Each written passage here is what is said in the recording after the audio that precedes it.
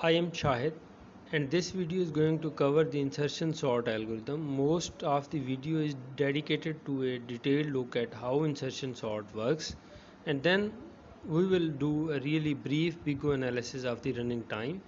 अब ये मेरे पास एरे है, नॉर्मली हम इसको ए से रिप्रेजेंट करते हैं कि ये मेरे पास एरे है। तो इस एरे को अगर हमने सॉर्ट करना है तो किस तरह सॉर्ट करेंगे, ये आपके जहन में कई उसके ऑप्शन आ सकती हैं।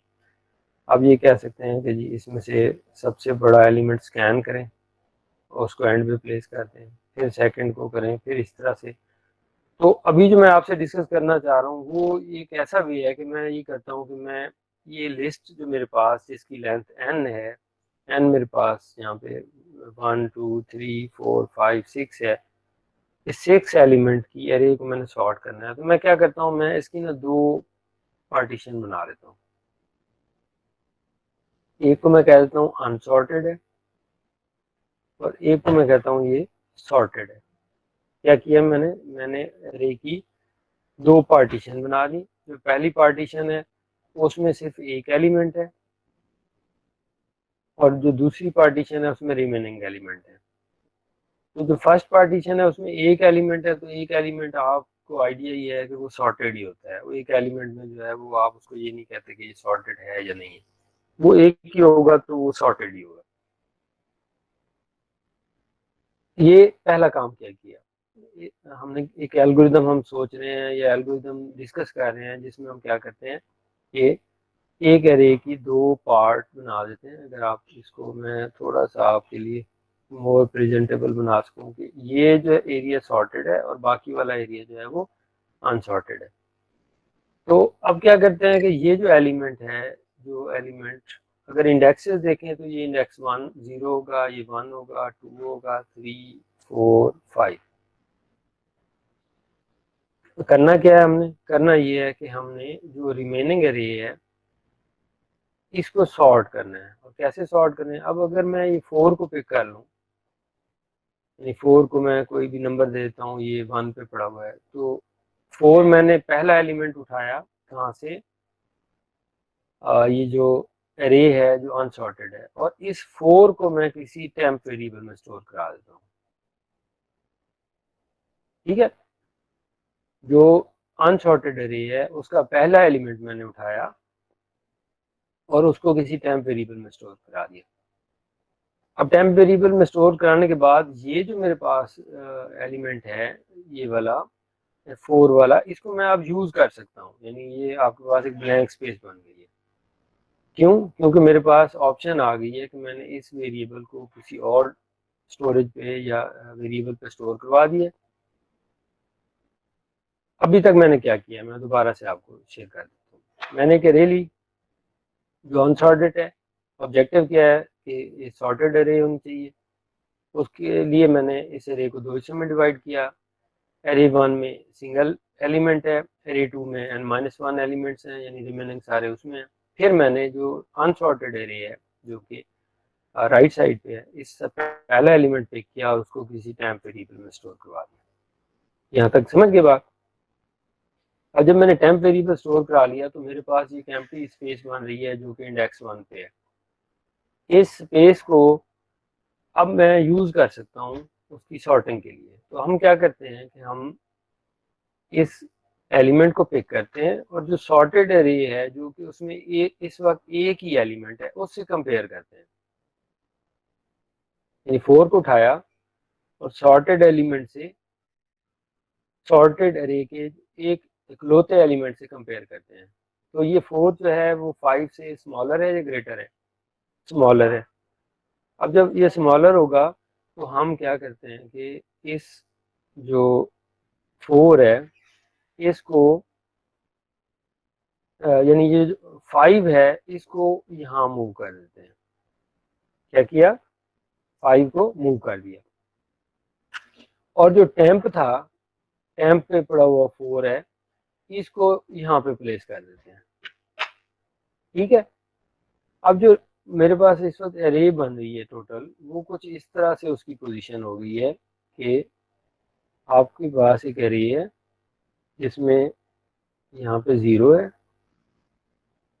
6 था आई थिंक, 3 है और 1 है। चलें जी, वो ज़्यादा कंसाइज हो गया है, तो ये वाला इसका जो अगला पार्ट है इसको मैं ये कहता हूँ ये इसमें नहीं है। ठीक है जी, कोई यहाँ तक कंफ्यूजन? अब मेरे पास ये अरे है सॉर्टेड, सॉरी अनसॉर्टेड, और ये अरे जो है ये क्या है, सॉर्टेड है।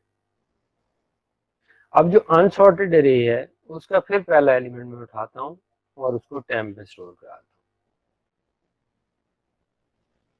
तो अगेन अगर मैं इसको देखूं तो ये जो मेरे पास स्पेस बची, ये ऐसी स्पेस है जिसको मैं यूज कर सकता हूँ, यानी ब्लैंक स्पेस है, डंप स्पेस है।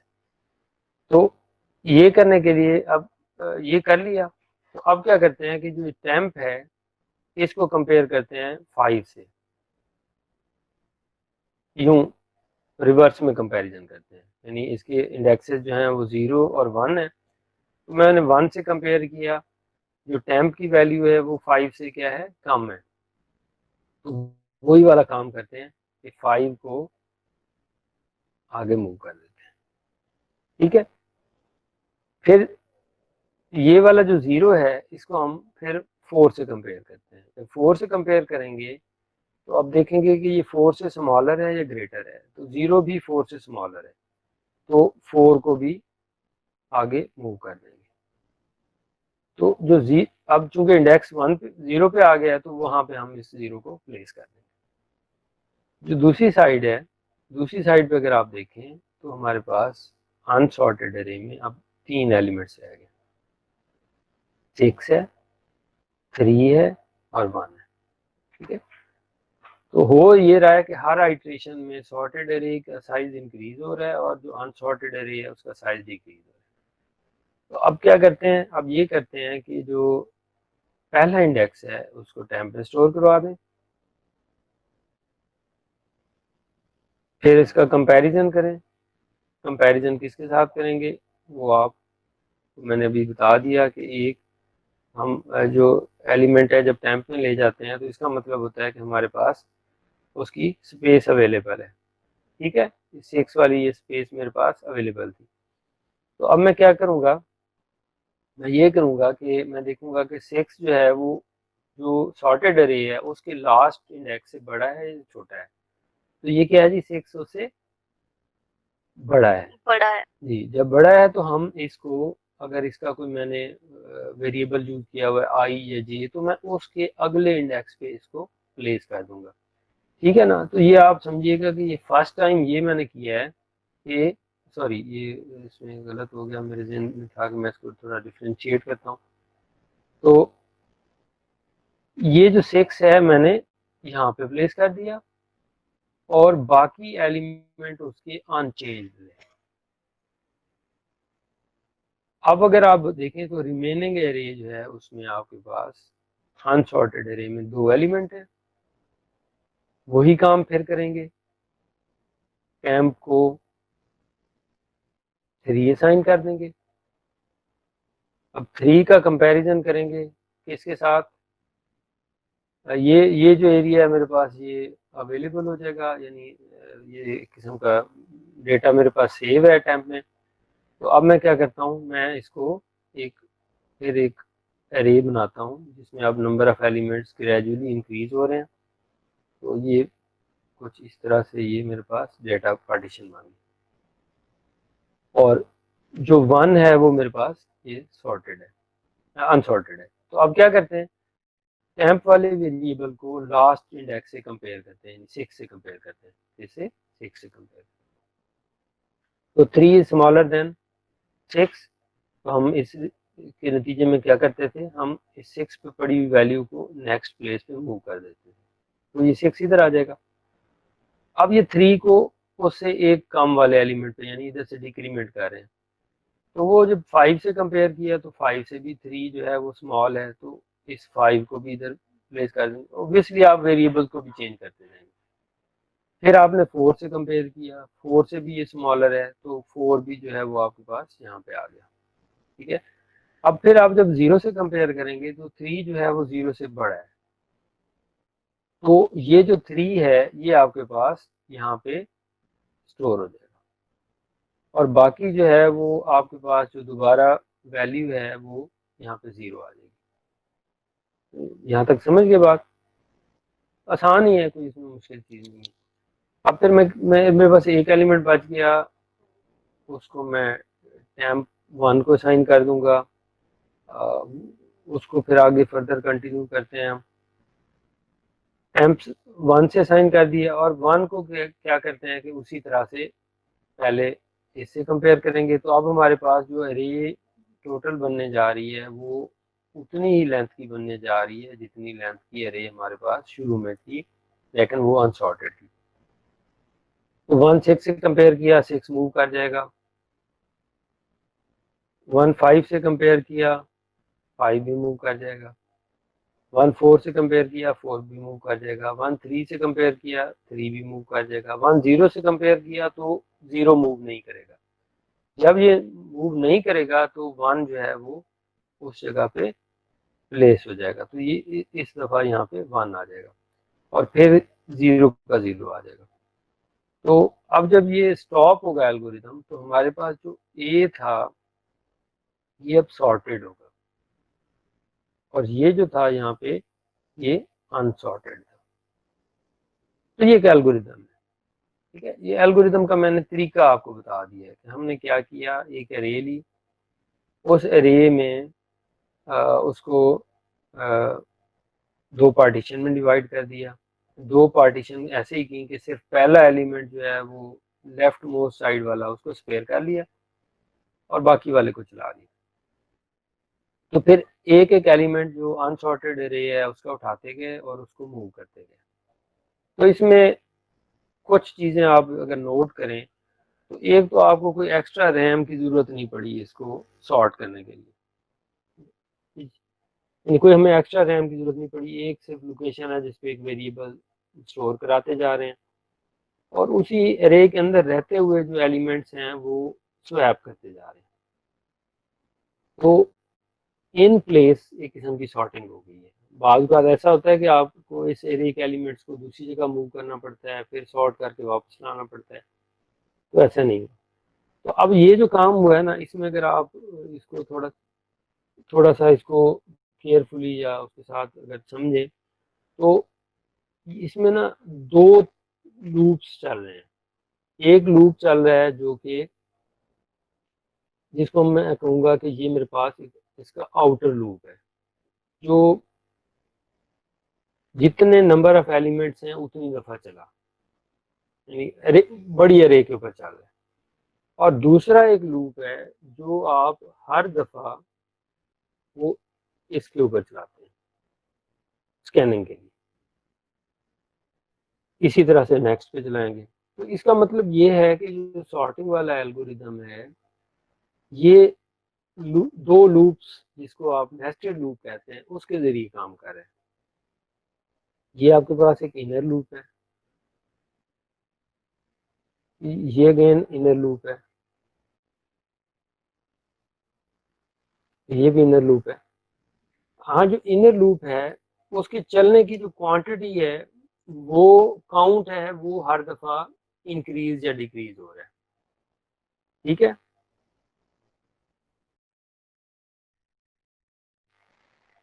तो क्या हुआ जी, इसकी आवाज आ रही है ना आपको? Yes sir. अच्छा, तो इसमें ये जो उसकी काउंट है इनर लूप का, ये देखिएगा पहली दफा ये सिर्फ एक दफा चला, दूसरी दफा ये 2 दफा चला, तीसरी दफा 3 दफा चला, 4 दफा चला, 5 दफा चला, फिर 6 दफा चला। तो इसका मतलब ये है कि जो इनर लूप है वो उसका इंक्रीज कर रहा है। तो हम being a student of algorithm course, हमने ये स्टडी करना होता है कि ये एल्गोरिथम कितना कॉम्प्लेक्स है, और ये एल्गोरिथम हमें इसकी वर्किंग भी आनी चाहिए। तो ये जो एल्गोरिथम है ना, इसका जो नेम है उसे कहते हैं इंसर्शन सॉर्ट। क्या कहते हैं इसको? Insertion sort. ये इंसर्शन सॉर्ट एक एल्गोरिथम, समझ गए अभी यस तक? सर। आसान है। जब असल में जब हम वेरिएबल्स लूप्स पे आते हैं ना, तो वहाँ थोड़ी सी आपको मे बी समझने में कंफ्यूजन हो, लेकिन कोशिश करेंगे कि उसको क्लियर करें। तो मैंने अगर इसका फंक्शन ही लिखना हो ना, तो मैं इसको ऐसे लिखूंगा, मैं कहूँगा इंसर्शन सॉर्ट, ये मेरे पास एक फंक्शन है जिसको मैं ए अरे इनपुट कर रहा हूँ। अब लूप चलाना है आपने, पहला लूप चलाना है आपने, वो चलाना है फॉर, फिर मैं इसको थोड़ी वो चेंज कर लेता हूँ, कलर चेंज कर लेता हूँ। ये मेरे पास एक आउटर लूप है फॉर, ये कहाँ से कहाँ तक चलेगा, ये हम एल्गोरिथम में ऐसे लिखते हैं, जे लेस देन, सॉरी जे असाइन, अगर मैं इसको 1 से कहूँ तो मैं इसको इसमें 0 1, यानी 1 से अगर मैं स्टार्ट करूँ ना तो ये 2 बनता है, तो मैं इसको 1 से स्टार्ट कर रहा हूँ ताकि 0 वाली कंफ्यूजन जो है वो भी फिलहाल खत्म करें। तो j इज इक्वल टू 2 है, और चलाना इसको कहाँ तक है, इस एरे की इक्वल टू 1 ही आएगा। हाँ 1 मैं इसीलिए अवॉइड किया कि मैंने कहा ये जो है ना 0 इंडेक्स वाली कंफ्यूजन खत्म करें, हम इंडेक्स नंबर 1 से स्टार्ट कर लेते हैं। ओके ठीक है, बाकी इसकी कोई वजह नहीं है, वो ये कंफ्यूजन ही रहती है कि हम क्या पहला एलिमेंट रहे होते हैं लेकिन 0 रहे होते हैं, तो उसमें कंफ्यूजन रह जाती है। तो ये मेरे पास एक लूप बन गया। लूप क्या है, इसको जरा गौर से देख लें। ये लूप ये है कि आपने एक लूप चलाया जो जे 2 से चल रहा है और ये लेंथ तक चल रहा है। ठीक है, ये हमारे पास एक आउटर लूप हो गया। अब आउटर लूप में हम क्या करते हैं, आउटर लूप में हम पहला काम ये करते हैं कि इसमें हमने वेरिएबल जो है उसको किसी टेम्परेरी लोकेशन पे स्टोर करवाना है। यही कहा था ना मैंने कि जो वेरिएबल है इसको मैंने कोई टेम्परेरी लोकेशन पे स्टोर करवाना है। तो टेम्परेरी लोकेशन को मैं कहता हूँ जी, मेरे पास एक वेरिएबल है, स्टोर करेंगे की को मैंने असाइन कर दिया ए ऑफ जे। यही कर रहे थे ना हम, कि हमने कहा ये एलिमेंट पे किया और उसको किसी टाइम को असाइन कर दिया। तो जब ये लूप चले तो आपने ये वाला काम करना है। ये काम करने के बाद फिर हम एक और इसके इनर लूप की तरफ जाते हैं। तो इनर लूप में जाने से पहले क्या करना है कि हमने एक और भी यहाँ पे प्रोसेस कर लेते हैं कि जो चले कि एक वेरिएबल है जो इनर लूप में हम यूज करेंगे, उसका नाम है आई। कोई वेरिएबल दो चाहिए होता है ना, दो लूप चलाने हैं तो दो लूप चाहिए, तो आई एक वेरिएबल है जो इनर लूप में यूज होगा, और इसको हम चला रहे हैं जे -1 से, सॉरी ये माइनस है, करेक्ट कर जे -1 से। ठीक है, यहाँ तक कोई कंफ्यूजन कि मैंने फंक्शन का नेम लिखा, फंक्शन को 2 से लेकर लेंथ तक चलाया, और जो 2 पे पड़ी हुई वैल्यू थी उसको मैंने एक वेरिएबल की को असाइन कर दिया।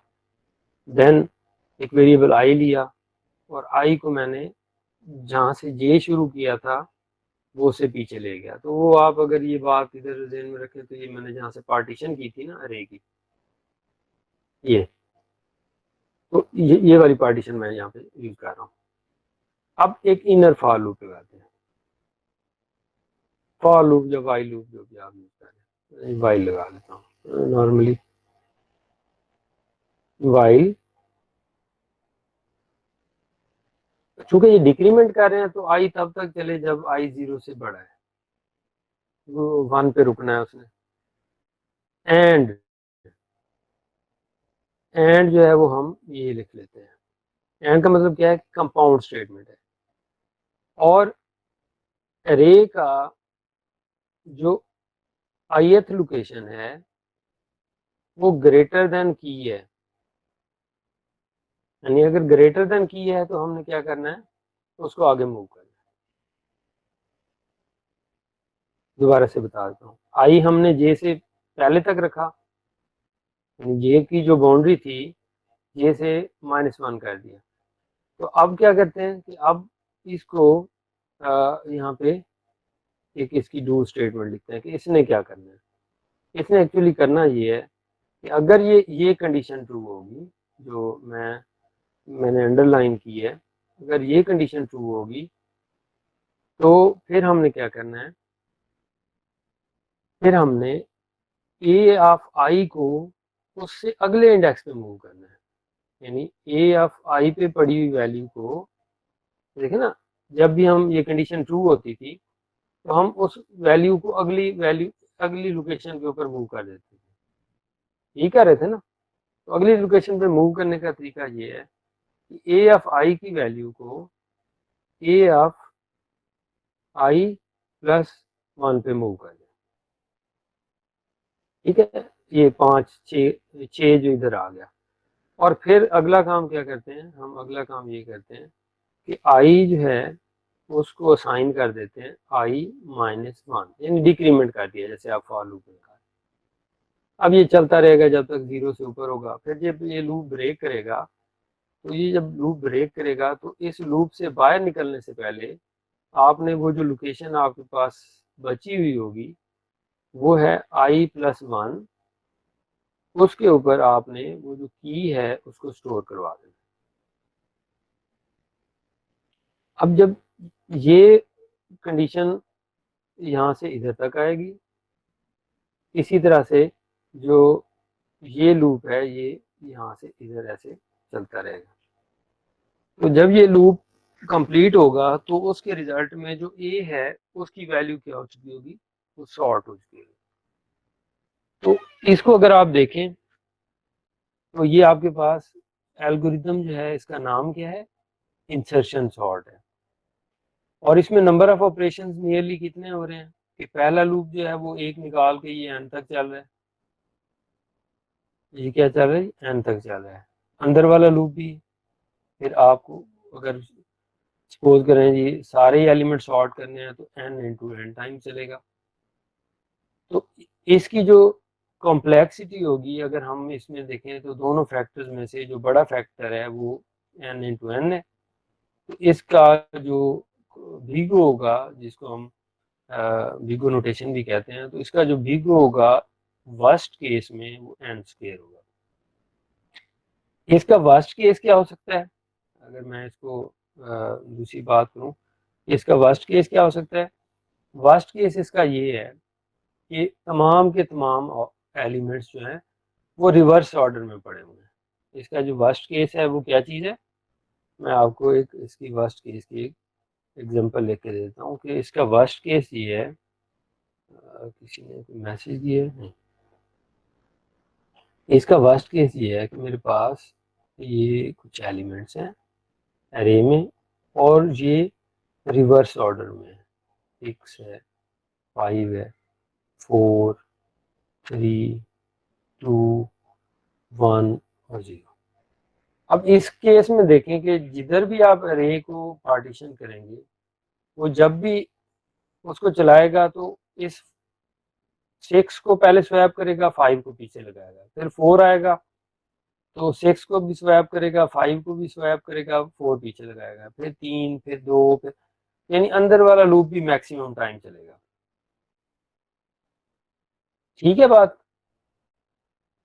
ये देखें ना। Yes sir. अच्छा, अब दूसरा केस देखते हैं। अब दूसरा केस ये है कि मेरे पास एलिमेंट्स जो हैं वो, आपने तो अरे प्रॉब्लम उसको देनी है ना, कंप्यूटर को तो नहीं पता, वो चेक करेगा 0, 1, 2, 3, 4, 5, 6।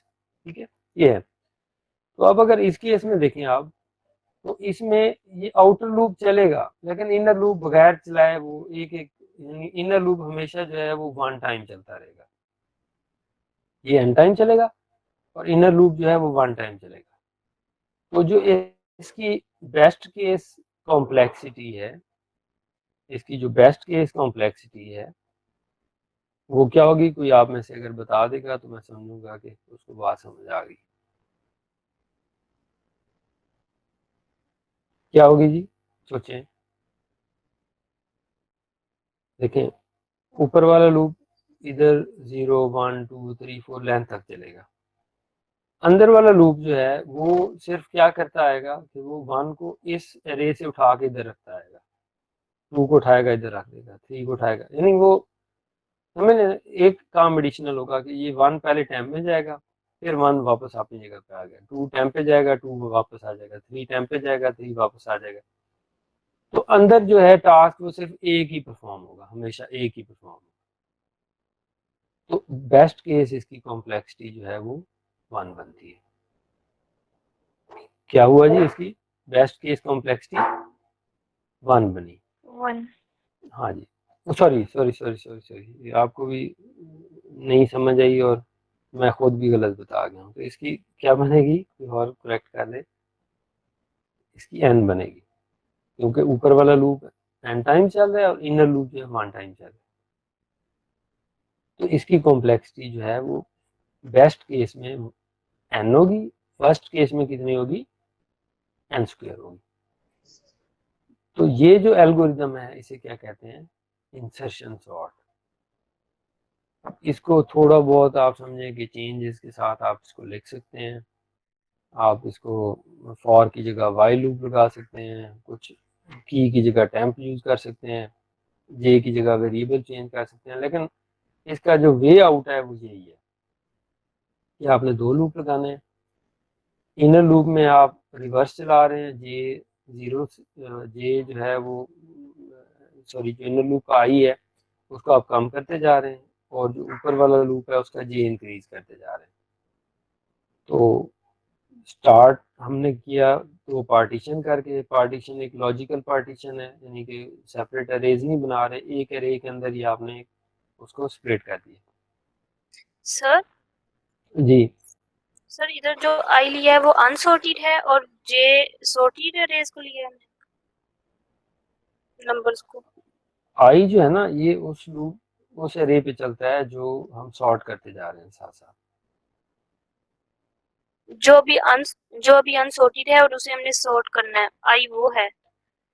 हाँ जी, आई ये जो मैंने एग्जांपल में रेड पोर्शन शो किया हुआ है ना, आई यस इसका सर। इंडेक्स, आई इसका इंडेक्स है। ओके। तो जब भी आपके पास आई में टेम्प में जो वैल्यू होती है वो आई से मैच नहीं कर रही होती, तो फिर आप वैल्यूज को स्वैप करके उसको करेक्ट पोजीशन पे लगा देते हैं। जैसे यहाँ पे 3 इंसर्ट किया या 1 किया, तो इसी तरह इधर 6 किया, तो वो डिफरेंट जो यानी जिस जगह पे उसकी पोजीशन बन रही होती है ना वहाँ पे उसको इंसर्ट कर देते हैं। तो ये जो एल्गोरिदम है इसको क्या कहते हैं, इंसर्शन सॉर्ट। और इसकी वर्स्ट केस कॉम्प्लेक्सिटी कितनी है, n स्क्वायर है, और इसकी बेस्ट केस कॉम्प्लेक्सिटी कितनी है, n है। ठीक है, ये इसके जो है वो ये इन प्लेस एल्गोरिदम है। इन प्लेस का मतलब ये है कि इसके लिए आपको कोई और मेमोरी रिक्वायरमेंट नहीं है। जितनी बड़ी अरे होगी वो एक दफ़ा आपको प्रोवाइड कर दी जाएगी, तो उसी के अंदर रहते हुए आप उसको सॉर्ट कर लेते हैं। ठीक है जी,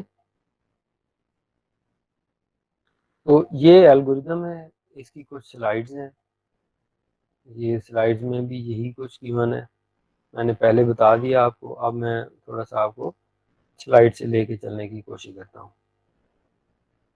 एक मिनट जी, इसको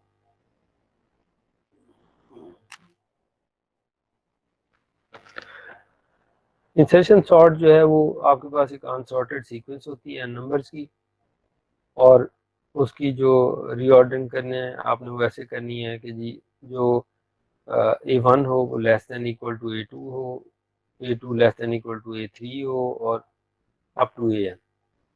ठीक है, ये वही कोड है जो मैंने आपको अभी लिख के बताया था कि अगर आप इसको यहाँ पे कुछ एग्जांपल के तौर पे देखें,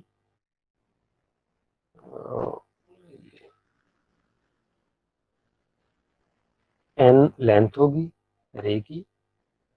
अच्छा, आई आई इंडेक्स है, जे इंडेक्स है जो आपने यहाँ से स्टार्ट किया, ठीक है, आई आपने इधर से स्टार्ट किया, और बाकी जो है वो जो आउटर लूप है वो एंड टाइम चल रहा है, और जो इनर लूप है वो कहाँ से कहाँ तक चल रहा है, वो जे -1 से लेकर 0 तक चल रहा है, जे -1 से लेकर 0 तक चल रहा है। हर आइट्रेशन में आप एक तो ये चेक कर रहे हैं कि वो 0 से बड़ा हो, और दूसरा आप ये चेक कर रहे हैं कि जो की है यानी ए एफ आई वो ग्रेटर देन है की से। तो ए एफ आई क्या होगा, अगर सपोज करें यहाँ 5 है, यहाँ 4 था, तो ए ऑफ आई मतलब ए ऑफ ज़ीरो जो होगा वो 5 होगा, और की में जो है वो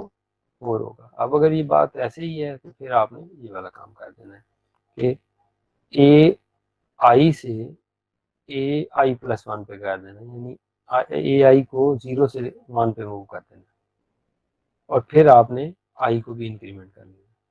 इसी तरह से फिर ये वाली जो लास्ट स्टेटमेंट है ये इनर लूप से बाहर लिखी हुई है, ये जब लूप ब्रेक होगा तो फिर ये वाला काम होगा, ठीक है। इसमें कुछ इसने वो ऊपर वेरिएबल्स दिए हुए हैं कि जी एम्प्टी है, आई एम्प्टी है, की एम्प्टी है, सारी चीज़ें एम्प्टी हैं, एक अरे प्रोवाइड कर दी। ये जब पॉइंटर इसका यहाँ पे खड़ा हुआ है, ठीक है। अब जैसे ही पॉइंटर मूव करेगा तो ये कुछ वेरिएबल्स अपडेट हो गए, J2 हो गया, I1 हो गया, की में 10 आ गया, और AI में 30 है, AI+1 में 10 है, ठीक है, ठीक है ना। इसमें कोई कंफ्यूजन तो नहीं है ना, वो नंबर लिखे हुए हैं, I1 है, AFI 30 है, AFI+1 10 है, तो ये आपको सारी वैल्यूज नजर आ रही है। हो गया जी, या कोई कंफ्यूजन है तो पूछिए। ओके जी, आगे चलते हैं। सर अब ये वो जी सर ये अगेन बताते हैं। ये देखें ना, आपने समझे प्रोग्राम सेटअप किया, सारे वेरिएबल्स उसमें 5 एम्प्टी वैल्यूज है, नल वैल्यूज। इंसर्शन सॉर्ट को कॉल किया गया, इंसर्शन सॉर्ट ने वेरिएबल्स इनिशियलाइज करवा दी। तो जे जो है वो 2 है, क्यों, ये इंडेक्स नंबर दिए हुए हैं, ये इंडेक्स 1 है, ये 2 है, 3 है, ये 4 है। तो जे जो है वो 2 से स्टार्ट हुआ, और आई कहाँ से स्टार्ट होगा, 1 से। हाँ जी, उस 1 से। तो ये सारे वेरिएबल्स इनिशियलाइज हो गए। जो जे ए ऑफ के की वैल्यू है, ए ऑफ जे की वैल्यू है, वो 10 में चली गई, की में चली गई, तो की वैल्यू क्या होगी, 10 होगी। तो ए ऑफ आई में 30 है, और ए ऑफ I+1 में 10 है। इसके बाद क्या करते हैं, आप उसका कंपैरिजन करते हैं। अब कंपैरिजन किया तो वो देखें, जो ए ऑफ आई प्लस, ये इसको देखिएगा जरा दोबारा, 10 जो था वो दोनों जगह 30 हो गया, ये भी 30 हो गया, ये भी 30 हो गया, क्योंकि जो ए आई पे वैल्यू थी उसको AI+1 पे मूव कर दिया। अब जो AI+1 पे वैल्यू मूव हो गई, अब जो की में वैल्यू है उसको हमने A1 पे रिप्लेस करना है, तो वो हमने यहाँ पे ये काम करना है, ठीक है। जब ये कर्सर यहाँ से निकलेगा, अब देखिएगा आई कम हुआ है, ठीक है, 0 हो गया, अच्छा, और इसके बाद जो है वो ये वैल्यू जो है वो अब कहाँ जाएगी, की में 10 था, और टी 10 जो है वो ये जो पहली लोकेशन है इसको अपडेट कर देगा, तो ये आप देखेंगे ये इस पे 10 आ गया। अब अगली दफ़ा भी यही काम होगा। अब ये आगे मूव कर गया, 40 पे चला गया, फिर की में भी 40 चला गया, फिर आपने आई को इनिशलाइज किया, और उसकी आई की जो वैल्यू है वो आपने उसे इनिशलाइज की किसे, J-1 से। ए आई में 30 है और AI+1 में 40 है, तो वही वाले स्टेप्स दोबारा होंगे, तो ये भी सॉर्ट हो जाएगा। फिर इस तरह J4 पे जाएगा जो कि लास्ट एलिमेंट है, तो ये भी मूव कर देगा, और फिर ये लूप ब्रेक हो जाएगा। ठीक है। Yes sir. हाँ जी, तो ये आसान है, कोई इसमें मुश्किल चीज़ नहीं है। ये हमारा सॉर्टिंग का पहला टॉपिक है, तो आप इसको देखिएगा। इसमें डिफरेंट काइंड ऑफ जो सॉर्टिंग एल्गोरिथम में हम देखेंगे। ये इसकी कम्प्लेक्सिटी कैलकुलेट की हुई है कि वो n टाइम चल रहा है, उसके अंदर 3 स्टेटमेंट्स हैं, वो n-1 टाइम चल रही हैं। फिर जो इनर लूप है वो J2 से लेकर n टाइम चल रहा है, यानी n इंटू n वाली कंडीशन इसमें हो गई। तो जो लास्ट स्टेटमेंट है वो भी n-1 चल रही है। तो इसको अगर आप सम करें तो ये आपके पास जो इसकी कॉम्प्लेक्सिटी होगी वो क्या आएगी, बिग O n स्क्वायर आएगी। तो कैसे आएगी, हम जो ये टर्म्स हैं ये एक जैसी हैं, इनको आप सम कर देंगे, ये वैसी आ जाएगी, 3n-1 आ जाएगा, ये अकेला 1 है। अब ये सारे जो है ना ये कुछ उसमें आएंगे, यानी I into J कुछ ऐसे बनेगा। तो I और J जो है ये J n लेंथ तक चल रहा है, जो उसकी लेंथ है, और I भी वर्स्ट केस में n तक चलेगा। तो जब ये वाली सिचुएशन आएगी तो ये भी 1 हो गया, ये भी n इंटू n हो गया, ये भी n इंटू n हो गया, तो ये आपके पास 3 टर्म्स ऐड हो गई। तो ये n स्क्वायर वाली 3 टर्म हो गई, 3 टर्म, ये 4 टर्म n-1 वाली हो गई और 1 टर्म हो गई n वाली। तो जब ये सारी टर्म्स को आप इसकी एनालिसिस करेंगे तो इसमें जो हायर ऑर्डर टर्म है वो n स्क्वायर वाली बनेगी। तो आप कहेंगे जो इसकी वर्स्ट केस है, वर्स्ट केस इसका बिग O n स्क्वायर है, और जो इसका बेस्ट केस है वो बिग O n है। ये इन प्लेस एल्गोरिथम है, यानी इसके लिए कोई आपको एक्स्ट्रा मेमोरी रिक्वायरमेंट नहीं है।